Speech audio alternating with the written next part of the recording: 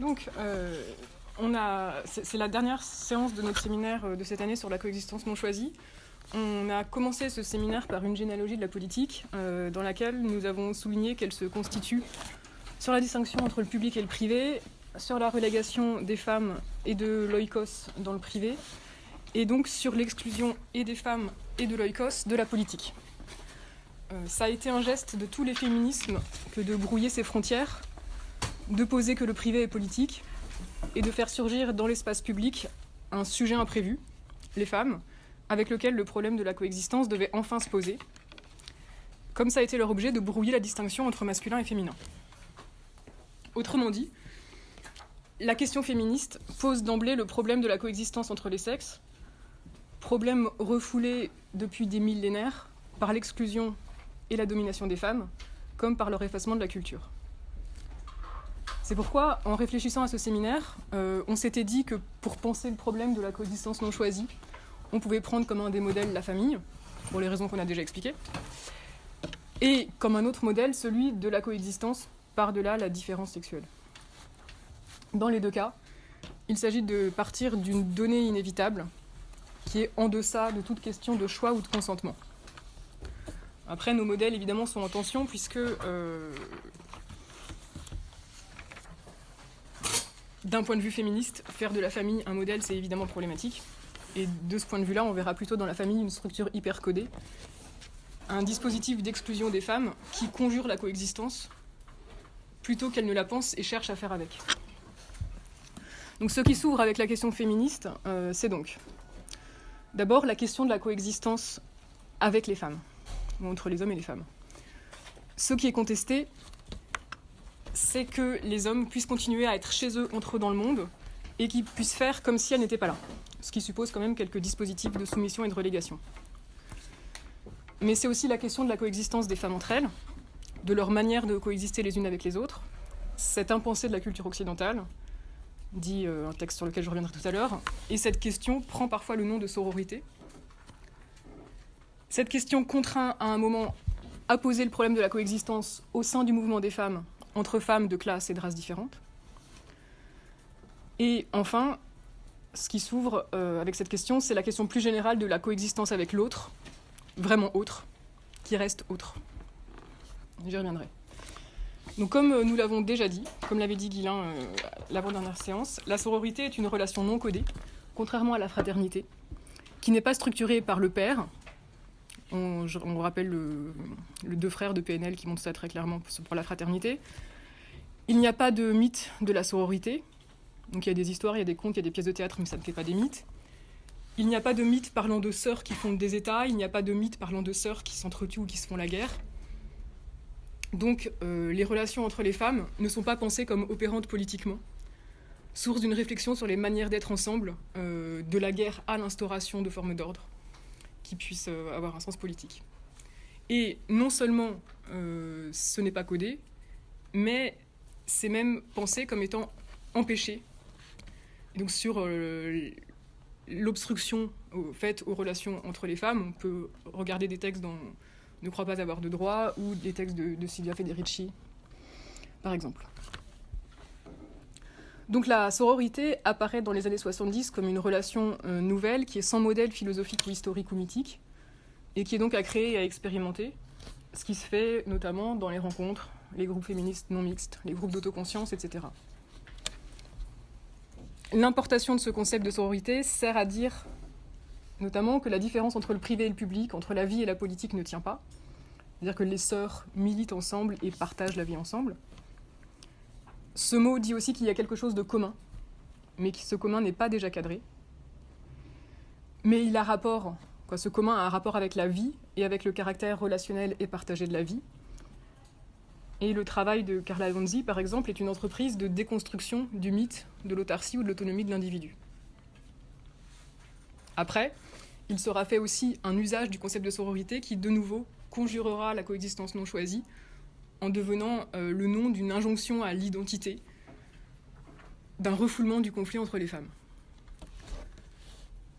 Ce qui fait que étudier les pratiques féministes permet de voir comment on fait avec l'apparition de sujets imprévus, comment on fait empiriquement avec les différences, Comment on fait pour coexister dans un monde dans lequel la coexistence est empêchée ou contrariée, et où rien ne relève du choix et du consentement?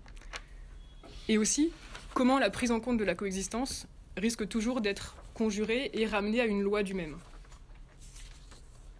Donc je vais essayer de montrer assez modestement comment le problème est ouvert dans quelques textes, dont je rappelle le contexte.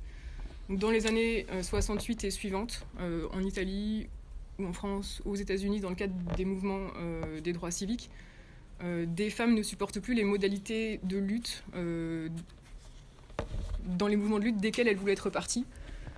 D'une part parce qu'elles trouvent qu'elles y sont aussi reléguées qu'à la maison ou dans la politique institutionnelle normale, et d'autre part parce qu'elles identifient dans la manière dont fonctionnent ces groupes les mêmes obstacles aux relations, notamment l'organisation, la codification des rôles, etc. Donc contre l'organisation, des femmes prennent comme champ d'expérimentation les relations. Donc il y a une différence entre organisation et relation, avec l'idée que d'un côté l'organisation fixe et code les rôles, tandis que les relations sont en expérimentation et en mouvement constant. Pour poser juste cette différence entre relation et organisation, je vais lire un extrait de texte de deux femmes, Liad Shigarani et Luisa Muraro, de la librairie des femmes de Milan, qui ont écrit en 92, donc en revenant sur ces expériences-là, un article qui s'appelle « Politique et pratique ». Il est vrai qu'entre la culture de gauche et celle du mouvement des femmes, la communication est entravée par une distance notoire de langage et de position, distance qui, à notre avis, est justement due à la différence des pratiques. Essayons donc de mesurer cette distance à la lumière des différentes pratiques politiques. Il nous semble que la pratique dominante dans la gauche soit encore l'organisation. En témoigne le fait que la gauche abonde d'organisation. Le parti est organisé, les mouvements sont organisés, la condition humaine elle-même, femme, jeune, est organisée, pour ne rien dire des ouvriers, des paysans, etc.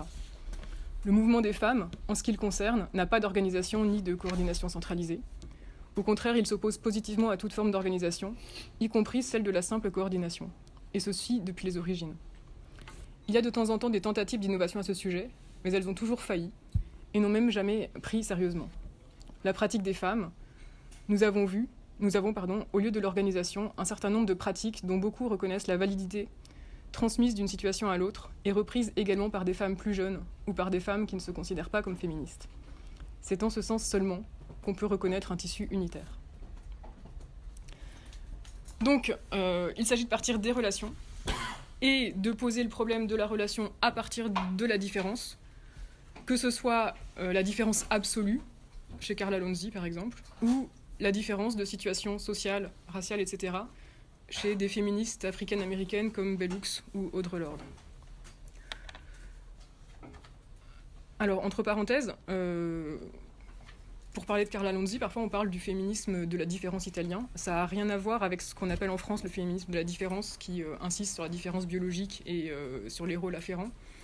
Je reviendrai sur la signification de ça. Et de fait, cette démarche de partir des relations et de la différence est accueillie de manière diverse par les militants hommes de leur époque, de ceux dont elles se sont détachées. Et elle peut être pensée à la fois comme politique, si la pensée de la différence met l'accent sur le conflit possible, ou comme dépolitisante, si la pensée des relations cherche à éviter le conflit et à trouver forcément du consensus. Et c'est assez logique, il me semble, qu'on voit un militant d'une organisation ouvrière, Mario Tronti, qui est un des fondateurs de l'opéraïsme italien, opposer la logique des relations qui était celle des femmes à la distinction ami-ennemi, qu'il dit préférer lui. Donc, dans un entretien assez récent, Mario Tronti écrit ça. Ce qui m'a tout de suite semblé très intéressant et qui l'est toujours, c'est cette forme de féminisme qui s'intitulait « Pensée de la pratique de la différence ». Quand j'ai vu leur insistance sur le thème de la différence, j'ai reconnu une chose sérieuse, parce que la différence est justement un conflit. Une chose sur laquelle j'ai beaucoup de réserves, c'est la manière dont elle parle de politique, parce que c'est vrai que la différence a constitué une forte identité culturelle, mais parfois, quand elle l'importe dans la politique, elle semble vouloir en atténuer l'effet. Penser la politique comme un schéma de relation plutôt que comme un schéma de conflit, eh bien c'est un point de désaccord. Du reste, c'est quelque chose que je n'ai jamais tu, et qu'elles n'ont jamais tu non plus, et que je ne cesse de reposer. C'est cette idée-là de la politique que j'ai très polarisée, J'aime beaucoup le critère ami-ennemi, chose qui fait sursauter sur leur chaise mes amis féministes. Donc comme ça, on retrouve notre clivage initial, la logique de la coexistence, et la logique, celle de la distinction ami-ennemi. Donc ce que je propose de faire, c'est de partir des écrits de Carla Lonzi, pour voir comment elle dit le refoulement des femmes et donc de la coexistence dans la culture occidentale, et comment elle présente ce qui se passe à partir de la femme comme sujet imprévu. Et si j'ai le temps, je poursuivrai par quelques mots sur la pratique des relations dans le féminisme de la différence italien, et je terminerai avec la critique de la sororité dans le féminisme africain-américain. Donc, je vais partir des écrits de Carla Lonzi, avec la question suivante, est-ce que partir de la différence, c'est ouvrir la voie au séparatisme, ou au contraire, est-ce que c'est un moyen de penser la coexistence ? Et on verra que chez Lonzi, c'est vraiment en tension, les deux sont en tension. Donc pour résumer, introduire ce que je voudrais dire, donc Lonzi affirme plusieurs choses. Elle affirme d'abord que la culture ayant exclu les femmes de la vie commune, de la culture, des relations, elles existent sur un autre plan. Et à partir de cette situation, il est possible d'expérimenter des relations qui ne soient pas déjà codées. Ensuite, avec cette affirmation de l'autre plan, c'est une pensée de la différence qui est radicalisée et qui peut prendre des aspects séparatistes. Mais l'enjeu est surtout de se rendre capable de penser l'altérité sans la résorber dans une pensée identitaire qui ne serait capable de penser la différence que par rapport à. Ça, j'y reviendrai tout à l'heure.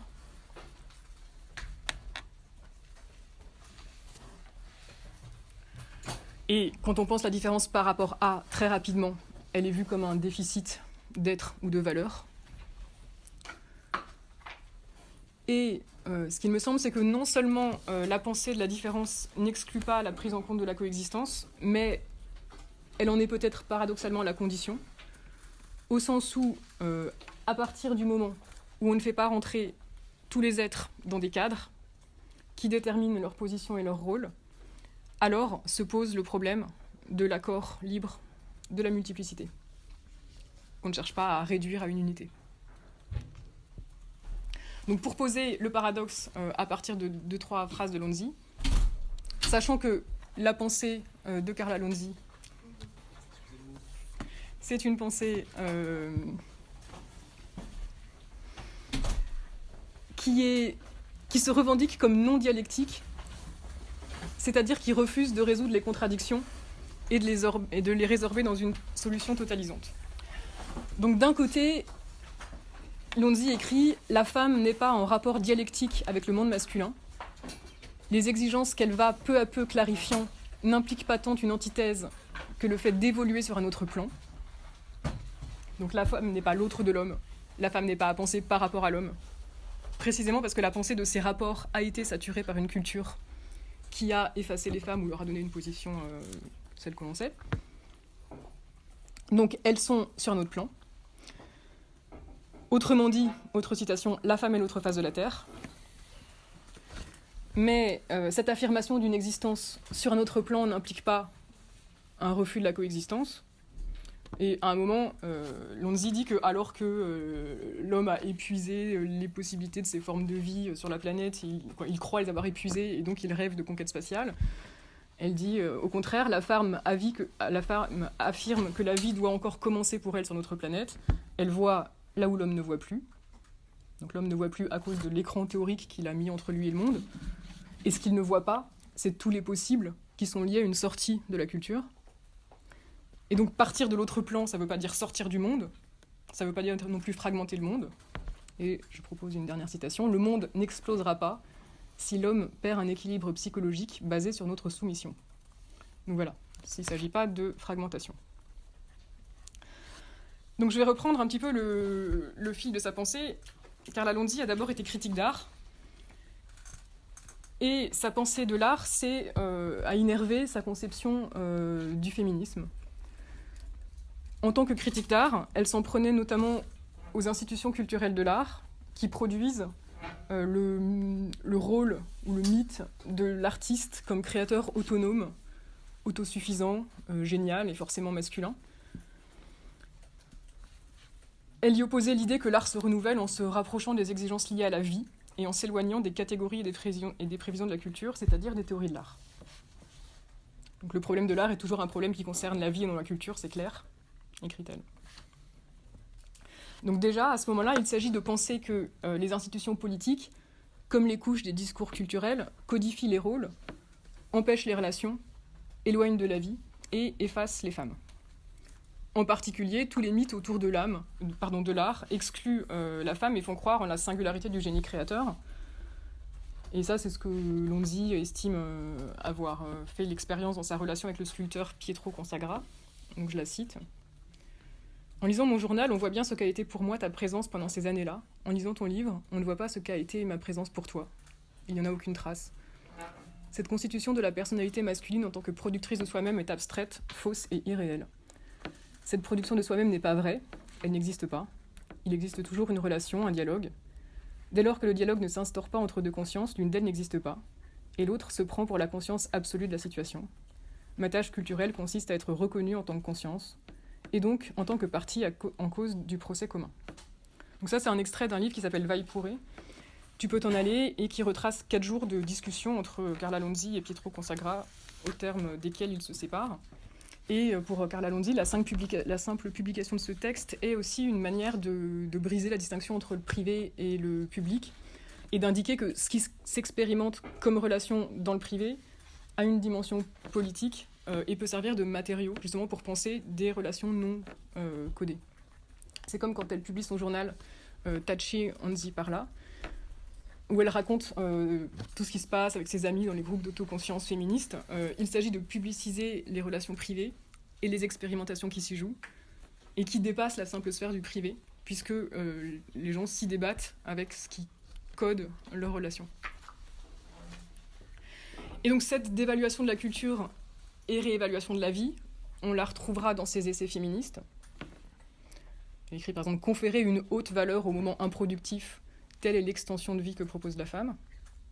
Donc comme en art, il s'agit de sortir de l'œuvre pour revenir à la relation. Où la femme revendique la survie comme valeur, l'homme a cherché le sens de la vie au-delà et contre la vie même. Pour la femme, vie et sens de la vie se superposent continuellement. Donc là, il s'agit de revaloriser l'oikos contre la distinction aristotélicienne entre le vivre, le domaine de l'oikos et de la femme, et le bien vivre ou la vie sensée, qui serait le domaine des hommes et de la politique. Donc je vais m'appuyer surtout sur 2 textes. D'abord, Crachons sur Hegel, qui est l'essai qu'il a rendu, qui a été le plus lu, et sur le manifeste de la révolution féminine. Dans ces 2 textes, Carla Lonzi part du problème de la culture, c'est-à-dire des couches mythiques, idéologiques, théoriques, qui ont pour objet ou pour effet de régler les relations et d'éviter de se confronter aux problèmes qu'elles posent, notamment en organisant l'effacement de la femme de la vie publique, des institutions et de l'histoire. En fait, pour moi, c'est un petit peu comme dans Une chambre à soi, où Virginia Woolf montre que le premier problème des femmes, c'est de se mouvoir dans un monde qui est saturé de discours masculins sur les femmes, dont les femmes sont les objets, et qui réduisent leur possible, qui entravent leur sensibilité, leur rapport à elles-mêmes et donc leur rapport aux autres. Donc, il y a une saturation culturelle, théorique, qui efface le problème de la coexistence, puisque les femmes sont effacées comme sujet d'interaction. Et donc c'est le sujet de beaucoup de petites phrases du manifeste de la révolte féminine. Par exemple, « Désormais, nous ne voulons plus aucun écran entre le monde et nous. » Donc aucun écran théorique, aucun écran institutionnel, aucune médiation.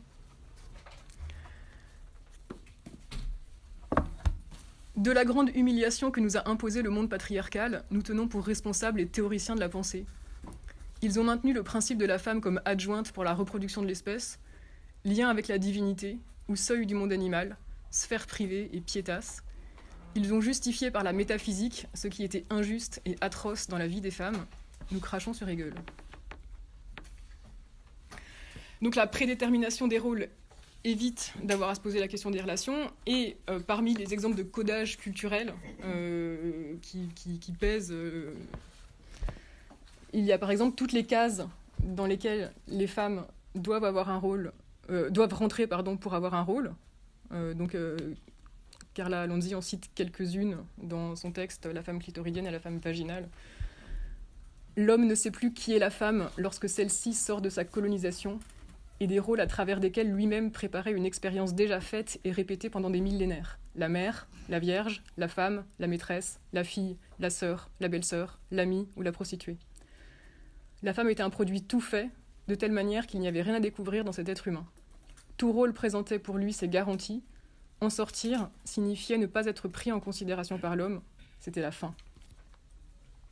Donc parmi ces cases, évidemment, il y a la maternité. Le premier élément de rancœur de la femme à l'égard de la société réside dans le fait qu'elle est obligée d'affronter la maternité comme un out-out. Nous dénonçons le phénomène dénaturé d'une maternité payée au prix de l'exclusion. Donc la maternité fait de l'entrée dans la famille par la maternité le moment où la femme tombe hors du monde, et donc elle contribue à faire de la famille le dispositif d'exclusion des femmes. Autre codage, dit Lonzi, la tragédie d'Oedipe et son élaboration psychanalytique. C'est une manière de coder les relations, dit-elle, qui n'a rien à voir avec le problème de l'inceste, mais qui permet au père, c'est-à-dire au patriarche, de sauvegarder sa position en empêchant que les femmes puissent avoir des rapports avec des hommes qui ne soient pas encore devenus des patriarches. Ce qui fait que la relation entre la femme et le jeune homme est codée soit comme forcément maternelle, soit comme anormale, alors qu'en dehors de ces codages, elle pourrait être libre, puisque le jeune homme n'a pas encore de rôle fixé. Autre codage, le mépris de la sexualité et la valorisation de la chasteté, point commun du catholicisme et du léninisme. Et donc Lonzi y voit un prétexte pour discréditer la femme. Le veto contre la femme est la première règle dont les hommes de Dieu tirent la conscience d'appartenir à l'armée du Père. L'attitude négative de l'homme à l'égard de la femme s'institutionnalise dans le célibat de l'Église catholique. Et je vous laisserai lire la lettre de Lénine à Clara Zetkin sur le sexe, c'est très drôle. Autre codage, le mythe de la complémentarité. Jusqu'à présent, l'homme a recouru au mythe de la complémentarité pour justifier son pouvoir. Le mythe du génie créateur autonome et autarcique, on l'a déjà vu. La codification des rôles dans le militantisme. Contre ça, donc Lonzi écrit « Nous recherchons l'authenticité du geste de révolte et nous ne la sacrifierons pas à l'organisation ni au prosélytisme. » Et donc, contre l'organisation, mais Lonzi est contre l'organisation, mais aussi contre le catalogue revendicatif ou opératoire habituel, qui est par exemple viser l'égalité ou viser la révolution. C'est-à-dire qu'elle refuse ces deux visées parce que, dit-elle, dans ces deux visées, il s'agit toujours d'organiser les relations en les fondant sur le pouvoir, et il s'agit toujours de s'inscrire dans le cadre culturel déjà donné. Donc l'oppression de la femme, écrit-elle, ne se résout pas avec l'égalité, mais se poursuit dans l'égalité. Elle ne se résout pas avec la révolution, mais se poursuit dans la révolution. Donc quels sont les problèmes que posent l'égalité et la révolution ? Le problème de l'égalité, c'est que revendiquer l'égalité avec les hommes ou revendiquer des droits égaux, c'est rester dans le cadre posé par la culture et l'étendre. En fait, l'égalité, à ses yeux, c'est un moyen c'est une forme, c'est un moyen pour l'impérialisme, c'est-à-dire pour la diffusion d'une culture qui a l'hégémonie et qui s'étend. Par égalité de la femme, on entend son droit à participer à la gestion du pouvoir dans la société grâce à la reconnaissance en elle de capacités égales à celles de l'homme. Mais ce qu'a exprimé ces dernières années l'expérience féminine la plus authentique, c'est un processus de dévaluation générale du monde masculin. L'apparition de la femme n'implique pas sa participation au pouvoir masculin, mais une remise en cause du concept de pouvoir. L'égalité est ce qu'on offre aux colonisés sur le plan des lois et des droits, et ce qu'on leur impose sur le plan de la culture, et le principe à partir duquel l'hégémonique ne cesse de conditionner le non-hégémonique. Le monde de l'égalité est le monde de l'écrasement légalisé, de l'unidimensionnel.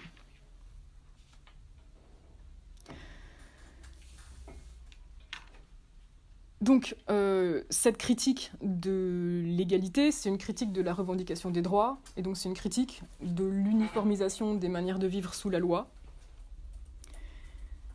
Et donc, en pensant un mouvement qui ne doit pas faire de l'égalité sa revendication, ni de la revendication des droits ce à quoi il se consacre, il s'agit déjà de penser de la communauté sans loi. Et donc on retrouve notre problème initial qui est celui-là de penser de la communauté désœuvrée.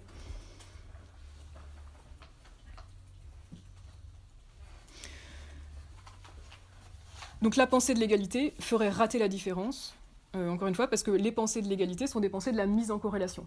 Pour égaliser, il faut corréler, et dès qu'on corrèle, on réduit la différence, on s'empêche de la penser vraiment. Le problème de la révolution, quant à lui, est que dès qu'on pense la révolution, on pense la prise du pouvoir. Et la prise du pouvoir, écrit-elle, relève du patriarcat. Et en plus, si ça c'est l'objectif, les rôles et les moyens sont déjà fixés. D'où un séparatisme de certains groupes de femmes par rapport au groupe révolutionnaire italien de l'après 68. Dans l'idée que, pendant des siècles, les femmes ont fait l'erreur d'exprimer leurs exigences à l'intérieur de ces mouvements-là, et qu'elles n'ont obtenu que la perpétuation de leur subordination. Mais dans ce refus de participer à ces mouvements-là, encore une fois, ce qui est refusé, c'est pas la coexistence, ce qui est refusé, c'est la culture, c'est-à-dire ce qu'il s'agit d'affirmer, c'est la déculturation.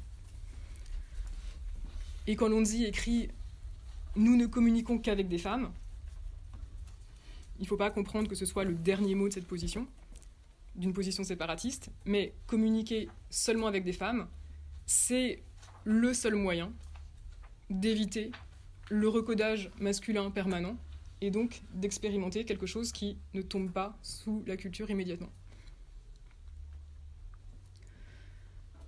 Donc, la mythologie patriarcale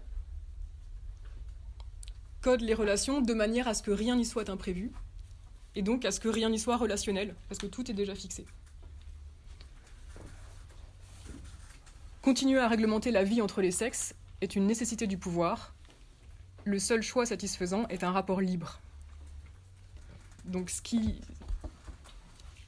est recherché, encore une fois, c'est pas d'arrêter les rapports, c'est de sortir des rapports codés qui ne sont pas de vrais rapports pour permettre de véritables rapports. J'en profite maintenant pour dire qu'on peut trouver un peu étonnant, voire gênant, des formules qui reviennent sous la plume de Lonzi, la femme, l'homme, qui paraissent un petit peu essentialisantes, mais j'y reviendrai plus tard.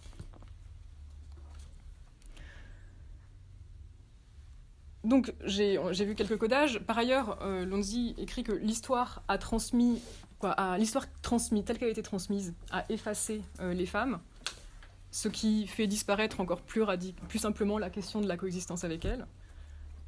Donc, il écrit « L'histoire est le résultat des actions patriarcales. La femme fait l'expérience de voir détruire tous les jours ce qu'elle faisait. Nous considérons comme incomplète une histoire qui s'est constituée sur les traces non périssables. La présence de la femme n'a pas été transmise ou l'a été mal. C'est à nous de la redécouvrir pour connaître la vérité. » Alors, d'une certaine manière, la femme, on verra ce que ça veut dire, la femme a été réduite à l'improductivité. Et elle va retourner ça en valorisant l'improductivité. Et de même, elle a été exclue de la culture.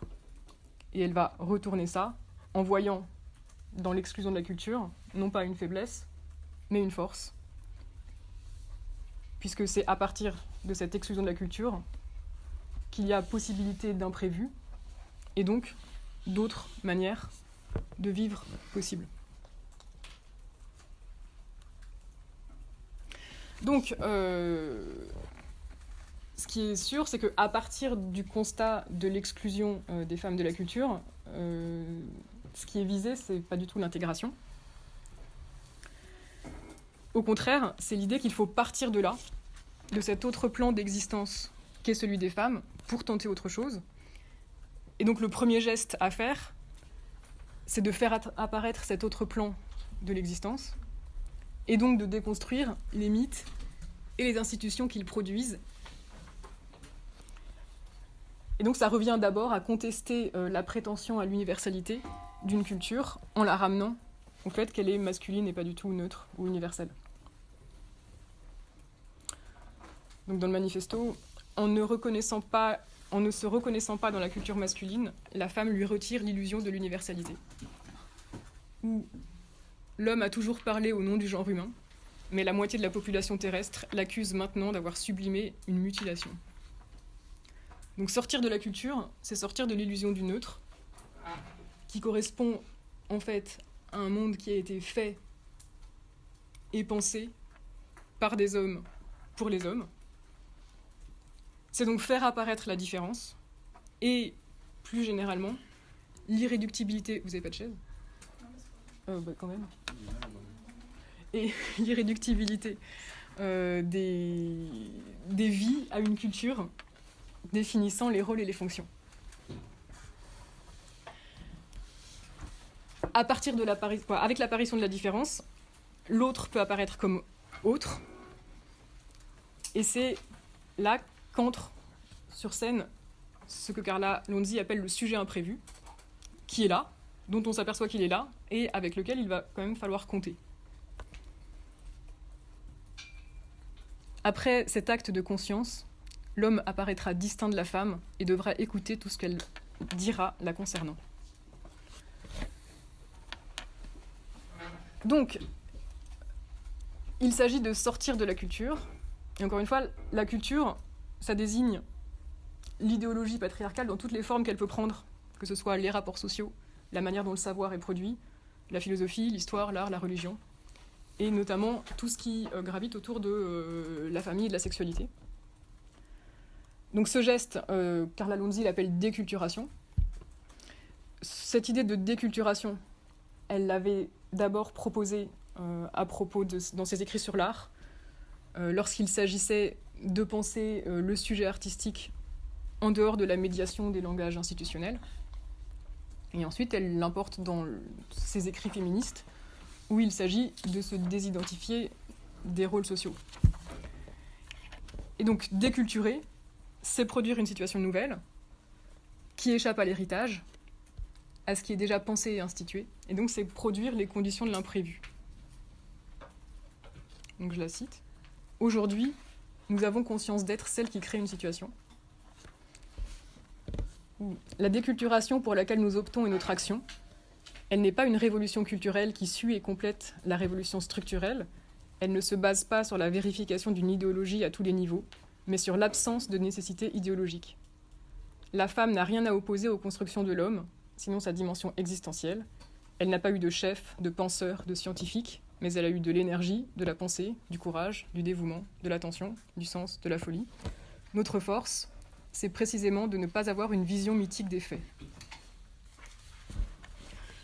Donc à partir de la déculturalisation, qui est aussi une dénaturalisation, qui fait donc apparaître les êtres en eux-mêmes, en deçà des schémas de pensée qui les classeraient et ne leur donneraient que des places et des rôles, il apparaît que tout est à repenser, et que c'est celles qui ne sont pas pensables par les schèmes de pensée déjà présents qui sont le plus en mesure de le faire.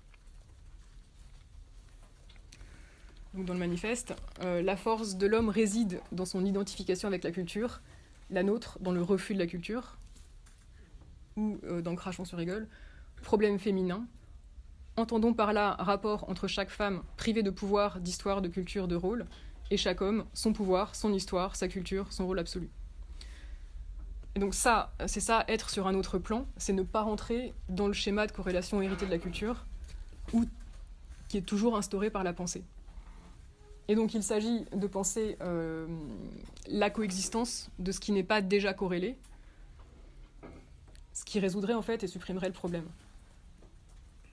Autrement dit, toutes les corrélations, penser la femme comme différente de l'homme, comme autre que l'homme, comme ayant un pénis en moins, comme étant complémentaire de l'homme, comme étant égale de l'homme, toutes ces corrélations ont empêché de penser l'existence comme maître pour lui-même des femmes.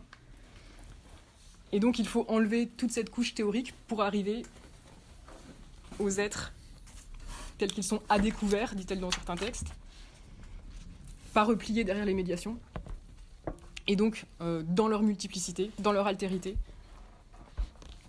Et c'est aussi la condition pour chacune d'instaurer un rapport à soi qui ne soit pas immédiatement pris dans les discours dont elle est l'objet. Autrement dit, tant que la femme est l'objet des discours des hommes, on peut en parler, on peut en faire quelque chose, mais il n'est pas concevable d'interagir vraiment réciproquement avec elle. Donc Rachel sur Hegel, elle écrit « Le problème féminin remet en question toute l'œuvre et toute la pensée de l'homme absolu, de l'homme qui n'avait pas conscience de la femme comme être humain à part entière. » Et donc la déculturation laisse une sorte de vide symbolique, et l'idée de Lonzi, c'est que c'est de là qu'il faut partir. Elle écrit ça. « Dans la brûlante réalité d'un univers qui n'a jamais dévoilé ses secrets, nous voulons retirer de leur crédit aux efforts acharnés de la culture, nous voulons être à la hauteur d'un univers sans réponse. » Donc les discours théoriques ont voulu saturer le monde d'explications, de réponses, et donc ils ont éloigné de la prise en compte immanente de la donnée existentielle, qu'il y ait qu'il y a des êtres qui coexistent, ils sont pluriels, et la question se pose de savoir que faire de cette donnée, comment accorder cette multiplicité. Et donc nous voulons être à la hauteur d'un univers sans réponse, ça signifie nous voulons faire avec le donné sans médiation culturelle héritée.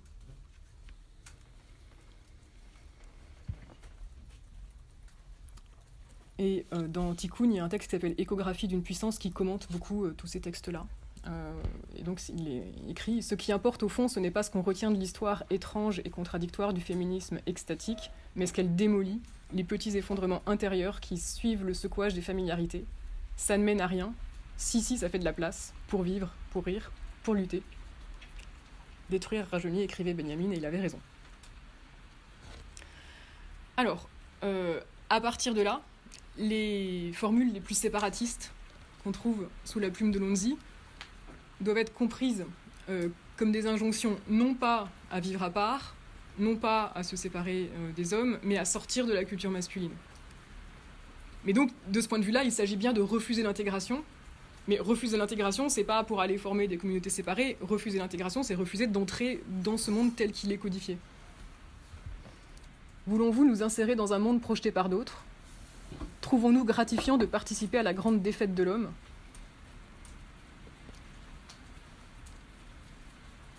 La femme sujet ne refuse pas l'homme sujet, mais elle le refuse comme rôle absolu. Dans la vie sociale, elle le refuse comme rôle absolu. Donc il s'agit bien d'abord d'affirmer la différence qui est recouverte par toutes les couches de culture universaliste. La différence est un principe existentiel qui concerne les façons d'être de l'individu, la particularité de ses expériences, de ses finalités, de ses ouvertures, de son sens de l'existence dans une situation donnée et dans la situation qu'il veut se donner. Donc en ce sens, la pensée de la différence, ce n'est pas une pensée de la différence naturelle entre les sexes, c'est une pensée des différences qui échappe à toute classification, qui sont des différences d'aspiration existentielle et qui ne pourraient être exprimées que si elle n'était pas déjà prise dans les structures culturelles. Alors après, Lonzi écrit aussi, juste à la suite de ce passage, entre la femme et l'homme réside la différence de base de l'humanité. Mais c'est pas une différence essentialiste, vu qu'elle écrit aussi dans le même texte, la différence de la femme, des millénaires d'absence de l'histoire. Donc ce qui fait que c'est la différence de base, c'est un héritage culturel, ça résulte du monopole de la culture par une partie de l'humanité, et pour penser la coexistence, il faut bien partir de cette différence telle qu'elle a été fabriquée. Et d'ailleurs, dans un texte qui s'appelle « Le mythe de la proposition culturelle », qui est pas traduit, mais qui est dans un recueil qui s'appelle « La présence de l'homme dans le féminisme », Lonzi revient sur ces questions de séparatisme ou de mixité, et elle discute les positions adoptées par rapport aux hommes par différentes auteurs, autrices féministes, comme Valérie Solanas ou Léa Mélandry. Et elle critique les femmes qui prônent le séparatisme pour des raisons théoriques, alors que dans le fond, elles n'en ont pas vraiment envie, et qui se séparent, dit-elle, en rationalisant, c'est-à-dire à partir de rationalisation, à partir de raisons, et pas par nécessité existentielle, alors qu'elle dit au contraire, quand Valérie Solanas dit « je hais les hommes et j'en veux pas », elle dit ça se comprend et ça fait du bien à tout le monde de l'entendre. Et ce qu'elle dit, c'est que en fait, le séparatisme, quand c'est une position théorique, c'est de nouveau une proposition culturelle adressée à l'homme, qui part de la culture qui a fabriqué la différence homme-femme. Et donc il y a une manière d'être séparatiste qui fait qu'on est toujours prisonnier de la culture et des schèmes qu'elle a proposés. Donc partir de la différence, encore une fois, c'est pas se positionner par rapport aux hommes, ça ce serait rester dans la pensée qui corrèle et qui empêche vraiment de penser l'autre. Partir de la différence, c'est refuser l'intégration à une culture qui forclôt le problème de la multiplicité et de la coexistence. Donc je cite un passage de Crachons sur Hegel. Profitons de la différence. Une fois réussie l'intégration de la femme, combien encore de millénaires faudra-t-il pour secouer ce nouveau joug ? Nous ne pouvons pas céder à d'autres la fonction de bouleverser l'ordonnance de la structure patriarcale. L'égalité est ce qu'on offre aux colonisés sur le plan de la loi et des droits, et ce qu'on leur impose sur le plan de la culture. C'est le principe en vertu duquel celui qui possède l'hégémonie continue à conditionner celui qui ne la possède pas. Le monde de l'égalité est le monde de la domination légalisée, de l'unidimensionnel. Le monde de la différence est le monde où le terrorisme jette les armes et où la domination cède au respect de la variété et de la multiplicité de la vie. L'égalité entre les sexes est l'apparence sous laquelle se dissimule l'infériorité de la femme. Telle est la pensée du différent qui veut opérer un changement global de la civilisation, l'ayant tenu en réclusion. À ce nouveau stade de la conscience, la femme refuse, comme un faux dilemme imposé par le pouvoir masculin, tant le plan de l'égalité que celui de la différence, et affirme qu'aucun être humain et aucun groupe ne doivent se définir ou être définis par rapport à un autre être humain ou un autre groupe. Donc il s'agit de partir de la différence sans vouloir la réduire en la symbolisant, en la pensant. Et donc c'est un effort de penser l'autre comme autre sans le réduire en fabriquant du rapport qui conjurerait l'altérité. Donc penser l'autre comme autre, c'est ne pas le penser comme autre qu'eux, comme différent d'eux, ni comme égal à. C'est-à-dire que penser comme égal à ou penser comme différent d'eux, ce sont toujours des manières de corréler. Et autrement dit, déculturer, c'est décorréler, pour repartir de la multiplicité des êtres. Et donc ça, on peut le rapprocher de ce que fait Lonzi de la formule hegelienne hyper connue, le réel est rationnel. Quand Hegel dit le réel est rationnel, il veut dire qu'on peut faire rentrer tout ce qui est sous les corrélations que fabrique la raison. Ce qui fait de ces corrélations l'écran qui empêche de saisir ce qui est. Donc il s'agit d'appréhender la multiplicité de la vie directement, sans la recouvrir sous des rapports fixés et rationalisés.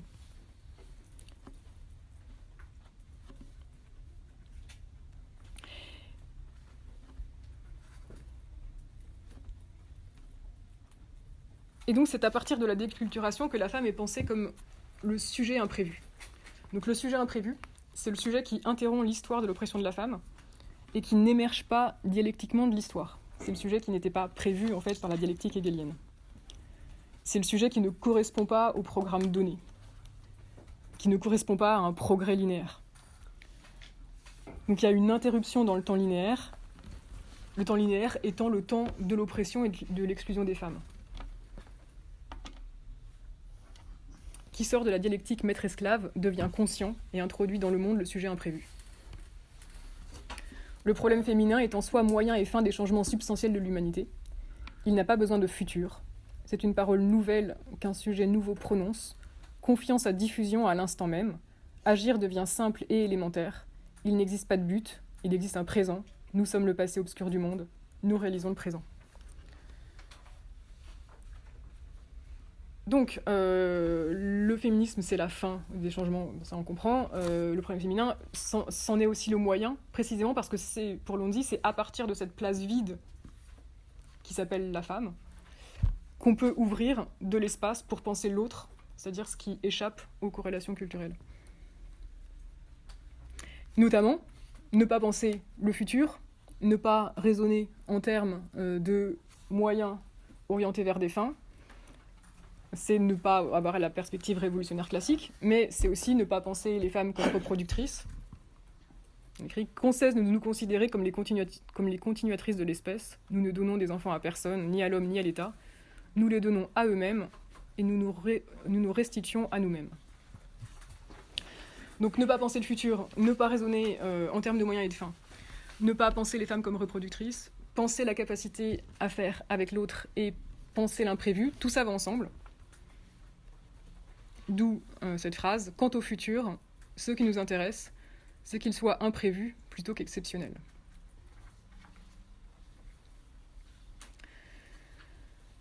Alors,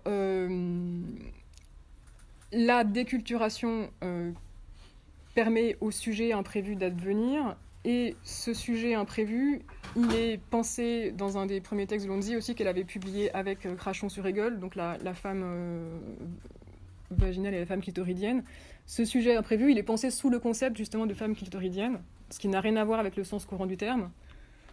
Donc par cette analogie bancale, Lonzi oppose d'une part la femme vaginale, dont l'existence est pensée par rapport à sa fonction pour l'homme, avec pour modèle un rôle sexuel qui est codé par une sexualité reproductrice, hétéronormée, coïtocentrée, etc. Et donc elle dit c'est la femme telle qu'elle a été colonisée par l'homme. Et de l'autre côté, la femme clitoridienne, celle dont le désir, la jouissance et donc plus généralement l'existence, n'est pas pensée par rapport à sa fonction pour l'homme. Ce qui fait qu'il y a un vide symbolique, d'où la possibilité d'une nouvelle subjectivité enracinée dans une identité sexuelle qui n'est pas conforme à l'organisation des rôles sociaux. Donc la femme clitoridienne, c'est celle qui s'est révoltée contre l'identification au produit déjà fini et disponible qui s'appelle la femme. Et dans un texte sur Carla Lonzi, Giovanna Zapperi, donc ça s'appelle Carla Lonzi, un art de la vie, elle rapproche ce que Lonzi dit de la femme clitoridienne de ce que Monique Wittig dit des lesbiennes quand elle dit les lesbiennes ne sont pas des femmes. Elle dit dans tous les cas, il s'agit de penser un être qui n'est pas le résultat du dispositif patriarcal hétéronormatif. Ce qui fait que pour revenir à Lonzi et à son usage hyper bizarre de la femme, la femme, ça veut dire deux choses, il me semble. Ça veut tantôt dire, dans certaines formules, ce qui a été fabriqué comme femme par la culture. Tantôt ça désigne le vide ou le sujet imprévu. En tout cas, ce qui échappe à la définition symbolique ou culturelle. Et finalement, quand on abandonne l'identification à la femme dans le premier sens du terme, la femme telle qu'elle a été fabriquée culturellement, on arrive à la femme dans le second sens du terme, c'est-à-dire le vide, et ce vide, c'est une puissance d'imprévu. Et il me semble que d'une certaine manière, cette femme clitoridienne, c'est l'envers de ce que Lonzi théorise sous l'idée de jeune homme, sur lequel je reviendrai, au sens où le jeune homme, c'est l'homme qui n'est pas encore devenu un patriarche, donc qui n'est pas tombé dans les institutions et les pratiques patriarcales, et donc c'est celui avec qui des relations sont encore possibles, parce qu'il n'a pas été encore acculturé, et donc quelque chose est possible avec lui. Et donc finalement, le jeune homme comme la femme clitoridienne, ce sont des êtres qui ne sont pas codés encore culturellement, et donc où il y a de l'expérimentation possible. Par ailleurs, Lonzi valorise, c'est un petit peu désuet, mais Lonzi valorise le mouvement hippie, précisément ce qu'elle aime bien là-dedans, c'est qu'il bouscule les séparations entre le public et le privé, entre le masculin et le féminin, et il refuse absolument la culture de la prise du pouvoir. Et cette valorisation du mouvement hippie suffit à évacuer l'objection d'un différentialisme essentialiste. Je la lis.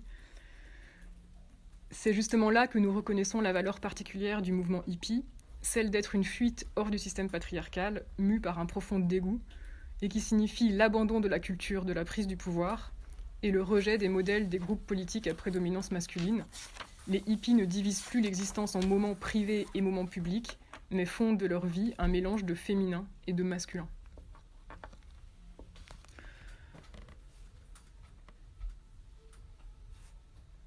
Alors, penser la femme comme sujet imprévu revient à critiquer la dialectique hegelienne, comme toute totalisation par la raison. Et donc, dans ce contexte, Lonzi revient à ce que Hegel dit d'Antigone, quand il voit, à partir d'Antigone, dans la femme, citation, l'éternelle ironie de la communauté. Donc la semaine dernière, Guillain a lu ces passages des principes de la philosophie du droit et de la phénoménologie de l'esprit. Donc je ne vais pas y revenir. Mais pour Lonzi, critiquer Hegel, c'est d'abord critiquer une pensée de l'histoire qui est fondée sur l'idée de prise de pouvoir et d'élimination de l'ennemi. Ce qui fait que c'est un conflit qui est pensé, dit-elle, par les hommes pour les hommes. Ce conflit offrait des perspectives à l'humanité depuis une problématique masculine et n'offrait donc de perspectives qu'à la communauté masculine. Avec l'idée que la femme reste du côté de la famille et n'accède pas à l'universalité par laquelle l'homme devient citoyen.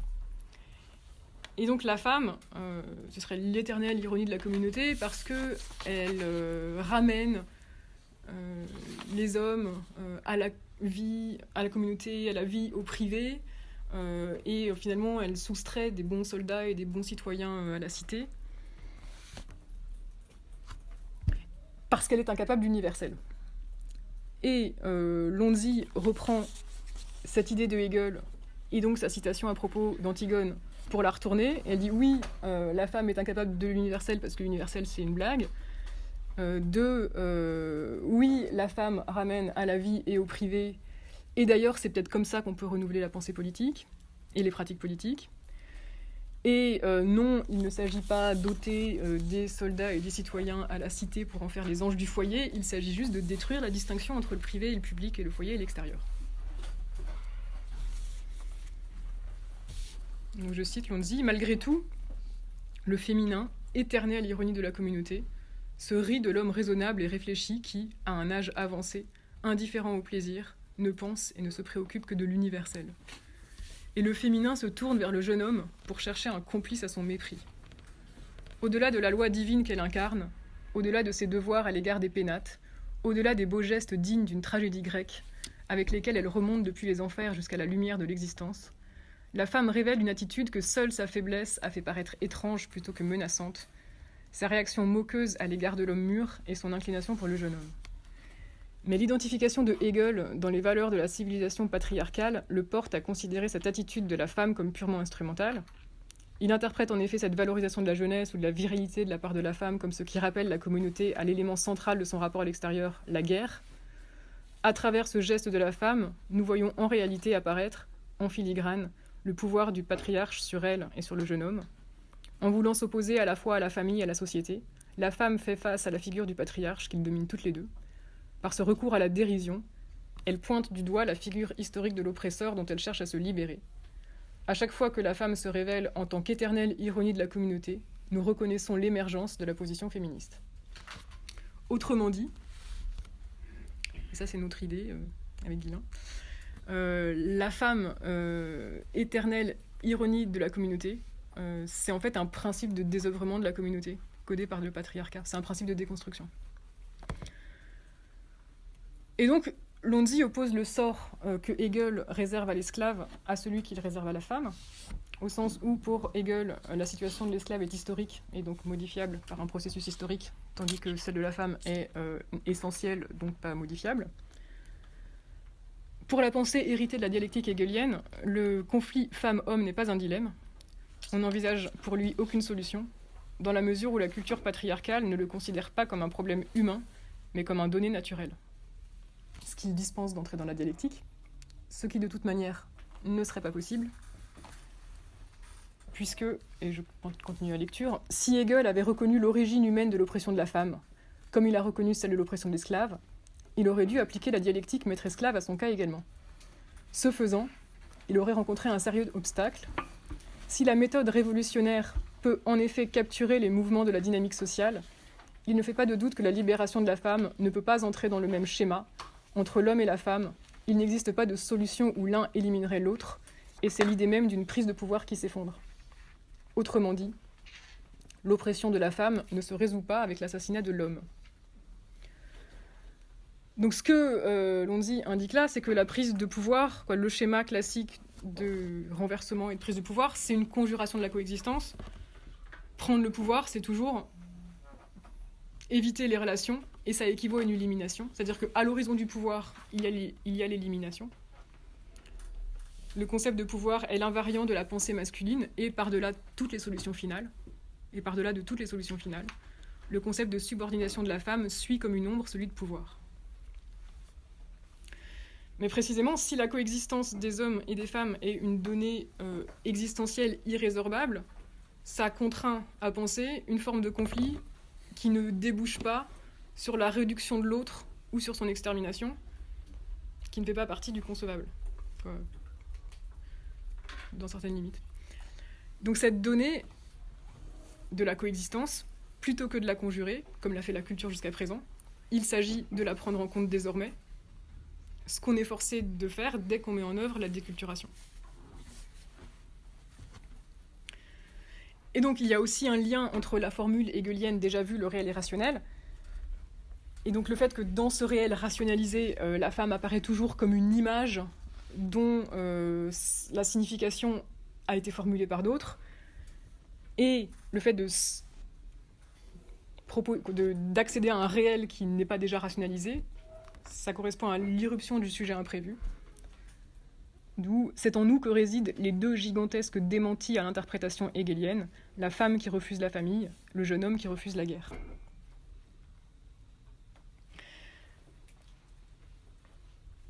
Néanmoins, il faut préciser que quand Lonzi dit on refuse la famille, c'est pas pour opposer à la famille bourgeoise telle qu'elle a été codifiée depuis le XIXe siècle d'autres formes de famille ou d'absence de famille.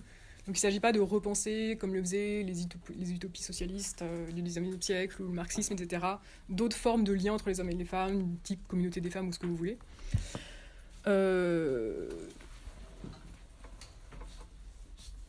Il s'agit de critiquer en tant que telle l'organisation des rapports entre les sexes.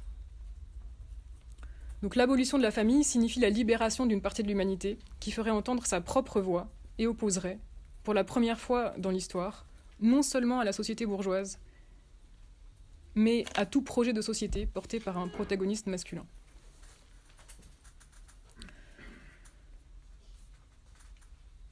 La révolte féminine porte en elle la condition pour libérer le monde des alternatives qui le paralysent.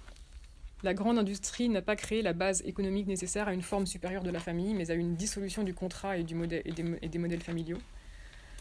Une dissolution que seule la femme, condamnée à vie au sein de l'institution fondamentale de la suprématie masculine, peut provoquer. Donc il ne s'agit pas d'opposer un nouveau modèle à l'ancien modèle. Pendant que les États accordent le divorce et que l'Église catholique s'évertue à le nier, la femme révèle sa maturité en étant la première à dénoncer l'absurde organisation des rapports entre les sexes. Mais là encore, la dissolution de la famille n'équivaut pas à un séparatisme, mais c'est la condition d'autres formes de relations. Qu'on ne nous demande pas ce que nous pensons du mariage ou de son correctif historique, le divorce. Les institutions nées pour garantir le privilège masculin reflètent des modalités de rapport entre les sexes devenues intolérables. Nous les faisons tous sauter, tous ces instruments de torture de la femme. La femme fait l'expérience de l'atmosphère de tension dans la famille. C'est là que se situe l'origine de la tension du vivre ensemble. Nous, les femmes, assumons la grandeur de la chute historique d'une institution qui, en tant que condamnation archétypique de la femme, a fini par se révéler comme la condamnation du genre humain tout entier. Et donc là, ce qu'on voit, c'est que quand Lonzi dit il faut sortir de la famille parce que c'est un instrument de torture des femmes, mais c'est aussi la condamnation du genre humain tout entier, c'est que la sortie de la famille, elle sera pas bonne seulement pour les femmes, elle sera bonne pour tout le monde. Et donc il y aura d'autres manières de se lier, donc tout le monde se ressortira mieux.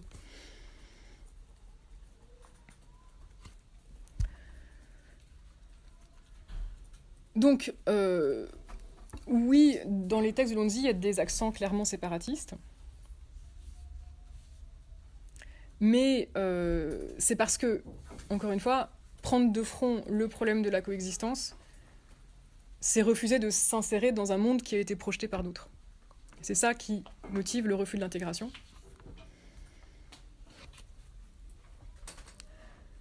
Et donc il s'agit de penser la coexistence à partir de la différence. Telle est la position de celui qui, partant de sa différence, souhaite opérer un changement global de la civilisation qui le retenait jusque-là prisonnier. Donc, plutôt que viser l'intégration, il s'agit de renverser le sens de l'absence, de l'exclusion, et de partir de l'autre plan. La pensée masculine a ratifié le mécanisme qui fait apparaître comme nécessaire la guerre, le condottiere, l'héroïsme, le défi entre générations. L'inconscient masculin est un réceptacle de sang et de peur, puisque nous voyons que le monde est empli de ces fantasmes de mort et que la pitié est un rôle imposé à la femme, nous abandonnons l'homme pour qu'il touche le fond de sa solitude. Et ça, il faut voir que c'est pas le refus des hommes, c'est le refus d'un rôle.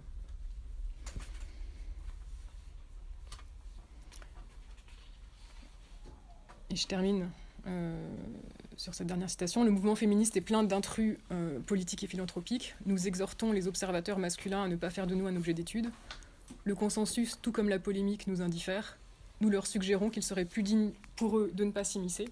Là encore, ce qu'il s'agit de penser avant tout, c'est le refus de se penser par rapport à. Et donc, il ne s'agit pas de faire de la polémique, de se penser par différence à ou en étant soutenu par. Il s'agit de sortir justement de la pensée à partir des rapports. Alors, j'entame le second moment sur la pratique des relations. Donc, comme j'ai commencé à le dire tout à l'heure, Lonzi raconte dans son journal les relations entre femmes dans des groupes d'autoconscience. Donc l'autoconscience, c'était une pratique politique fondée sur la transformation de soi grâce au partage et au fait d'être ensemble. Et elle ne devait pas être médiée par des dispositifs théoriques ou culturels. Et donc l'idée, c'est que c'est la pratique de ces relations qui permet de devenir un sujet singulier. Et l'idée aussi, c'était qu'il y avait là quelque chose à refaire complètement parce que la culture a empêché et dévalorisé les relations entre les femmes, que ce soit les relations d'amitié, d'amour, sexuelles. C'est-à-dire qu'elle a réduit les relations entre les femmes à des relations de soins ou de care. C'est pour ça que dans Ne crois pas avoir de droit, qui est un texte donc, de la librairie des femmes de Milan, les autrices écrivent que les relations entre les femmes sont l'impensé de la culture. Donc ces réunions d'autoconscience, c'était des réunions non mixtes qui avaient lieu dans des lieux privés, donc dans des formes amicales qui avaient immédiatement une dimension politique. Et la non-mixité, elle ne reposait pas sur l'idée d'une différence naturelle, mais sur l'idée qu'il fallait partir de l'autre plan. Il fallait se voir entre personnes non acculturées. Et il s'agissait d'instaurer des types de relations aussi horizontaux que possible, sans qu'il y ait d'hierarchie dans la prise de parole, ce qui a conduit à se confronter à la différence et au conflit sans code pour le faire. En tout cas, il s'agissait aussi de s'opposer à la culture masculine qui oppose l'affirmation de soi et la reconnaissance des relations. Et donc d'inventer des pratiques où l'expérimentation collective de formes de partage était ce qui permettait d'avoir un rapport à soi, voire de s'affirmer. Donc je la cite dans le mythe de la proposition culturelle. La conscience de moi, en tant que sujet politique, prend sa source dans le groupe, dans la réalité qu'a pu prendre une expérience collective non idéologique. Réussir à faire exister ce type de groupe nous a donné la mesure de notre capacité à sortir des structures et des schémas masculins, de nous libérer de leur pouvoir d'oppression, de commencer à exister pour ce que nous sommes. Ce n'est qu'un premier pas, mais il est politique. Il nous a fait comprendre ce que c'était que d'être ensemble, en renforçant le sentiment d'être soi-même plutôt que de se trahir. Il nous a permis de ressentir une complétude qui, historiquement, nous faisait défaut en tant que créatures perpétuellement grégaires.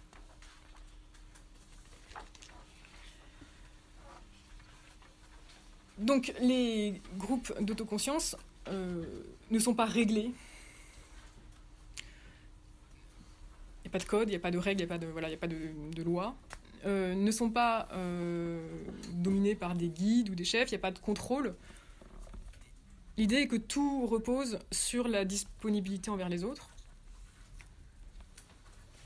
Et encore une fois, la démarche d'autoconscience passe par la parole, par l'expression de soi, par une manière de traiter les conflits qui s'expérimentent sur un vide de culture. Donc il s'agit de partir du terrain de la vie et des conflits que la vie comporte, plutôt que du terrain de la théorie ou de la culture. Et par ailleurs, cette pratique de l'autoconscience, elle a été immédiatement pensée comme permettant la production d'un savoir collectif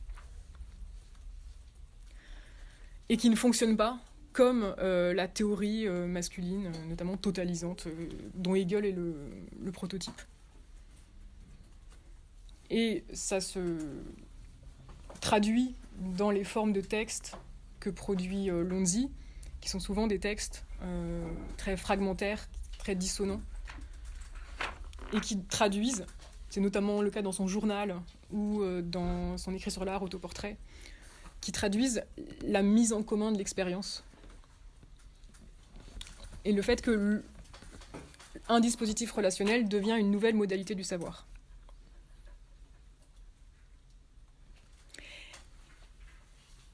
Et une manière de faire avec la coexistence, c'est précisément d'en partir pour élaborer la connaissance, plutôt que élaborer la connaissance tout seul, ou en excluant une partie de l'humanité. Alors, au début des années 80, un groupe de femmes milanaises se sont réunies autour d'une librairie des femmes qu'elles ont créée. Et elles ont produit un texte qui s'appelle « Ne crois pas avoir de droit », qui est revenu sur l'expérience du mouvement des femmes en Italie et sur les groupes d'autoconscience. Donc « Ne crois pas avoir de droit », c'est un texte qui est écrit à plusieurs mains, qui cite énormément toute la littérature féministe italienne des années 70, donc qui est très polyphonique et qui met en pratique cette idée que la relation est une modalité de production du savoir. Et c'est aussi un texte qui part toujours de l'expérience singulière et qui refuse toute généralisation, en fait, dans l'idée que dès qu'on généralise, on passe du côté de la culture et de l'idéologie. Alors, dans l'article politique et pratique que j'ai déjà mentionné, deux des autrices reviennent sur la pratique des relations. Parmi les pratiques les plus importantes et les plus caractéristiques, la première consiste à partir de soi. Cela signifie qu'on emploie des mots, qu'on fait de la politique, non pour représenter ou pour changer les choses, mais pour établir, manifester ou changer un rapport entre soi et l'autre que soi, mais aussi entre soi et soi. Alors,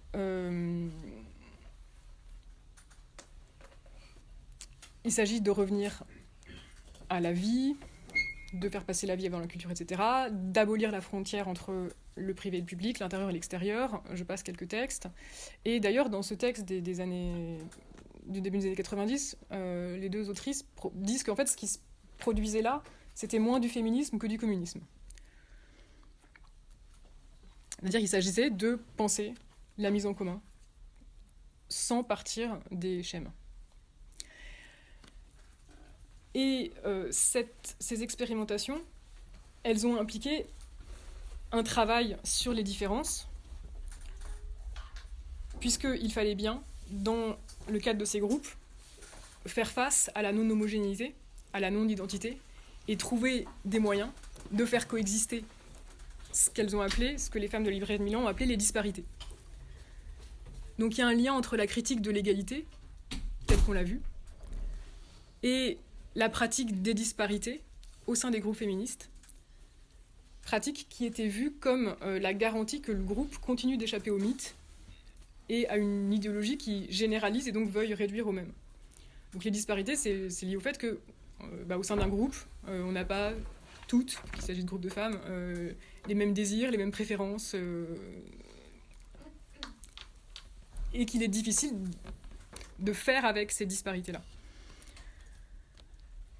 Alors, mettre l'accent sur les disparités, c'était aussi refuser d'essentialiser les groupes de femmes, refuser de les penser comme ayant une identité commune ou comme ayant une condition commune.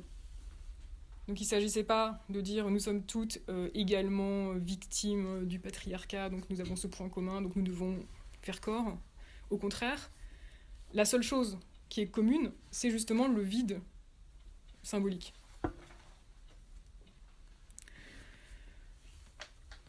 Mais à partir de là, dès lors qu'on n'a pas dit que les femmes sont toutes également des femmes ou toutes également des victimes, dès lors qu'on n'a pas trouvé des identités, le problème de la coexistence des différences se pose. Donc je cite, « Chaque femme, si ce que nous pensons est vrai, veut par-dessus tout parler depuis elle-même, ne plus être identifiée à tel ou tel problème, parler depuis elle-même et être écoutée pour ce qu'elle a à dire. » Donc à la différence identitaire qui rendrait les femmes semblables en tant que femmes, sont opposées la disparition des aspirations, des puissances, etc. Donc ce que racontent les femmes de la librairie de Milan, c'est que elles ont fait l'expérience des disparités quand justement elles se sont trouvées avec des préférences, elles faisaient des lectures de textes de femmes, et puis elles n'étaient pas d'accord sur les textes à lire, elles n'étaient pas d'accord sur les femmes qu'elles préféraient, etc. Et donc elles ont vu que ça coinçait.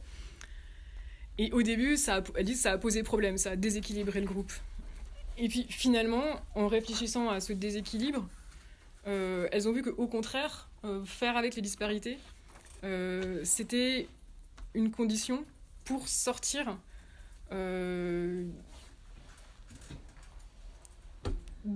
la pression du neutre et du consensus. Donc nommer la disparité présente dans nos rapports nous libéra de la contrainte de les représenter selon un idéal de justice neutre et débarrassa notre esprit de la figure d'une telle justice, ainsi que de la culpabilité et des ressentiments que cette autorité neutre introduisait dans nos rapports.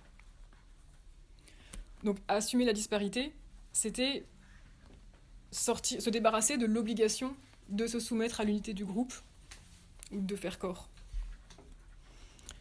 Et l'idée, c'est que dans ce qu'elle dit là sur la justice, c'est que dans les théories classiques de la justice, on part, par exemple si on prend Hobbes, on part du fait que les êtres humains ont des désirs différents, qui sont des désirs concurrents, qui vont les amener à se faire la guerre, et donc il faut produire de la loi pour accorder tout ça.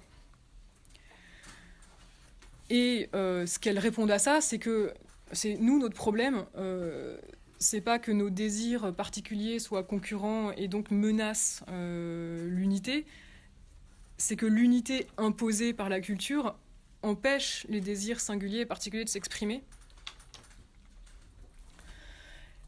Avec en plus l'idée que les désirs singuliers pourraient très bien coexister s'ils n'étaient pas déjà pensés sous le régime de la concurrence.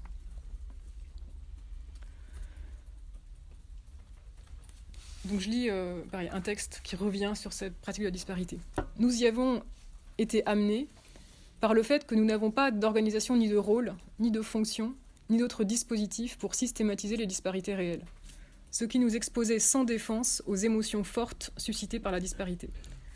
La pratique de la disparité est née comme réponse à ce problème. Sa formulation d'une part et son acceptation de l'autre sont entravées par l'égalitarisme qui caractérise la culture de gauche.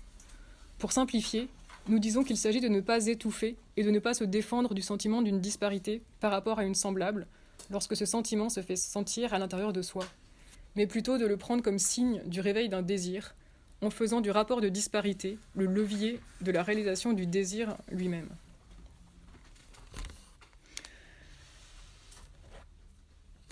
Et ce qui ressort de ces textes sur la disparité, c'est que finalement, se confronter aux disparités, ça a été la condition pour mettre en place une horizontalité réelle, qui ne soit pas produite du dessus par la loi, mais qui se fabrique de manière immanente.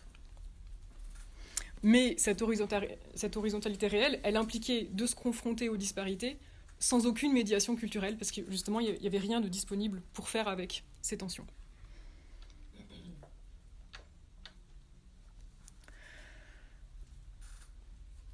Alors, après, très rapidement, il y a certaines femmes, certaines autrices, je me dépêche, certaines autrices de Ne croient pas avoir de droit qui ont cherché des moyens, justement, pour supporter ces disparités et pour faire que y ait cet accord entre les relations du groupe qui tiennent et les divergences. Et notamment, il y a eu l'idée qu'il fallait que le groupe autorise ceux qui participaient au groupe, celles qui participaient au groupe, à affirmer leur disparité. Et donc il y avait l'idée qu'il y a des figures où le groupe qui doit produire de la confiance au sein du groupe, une confiance nécessaire à l'affirmation des préférences disparates.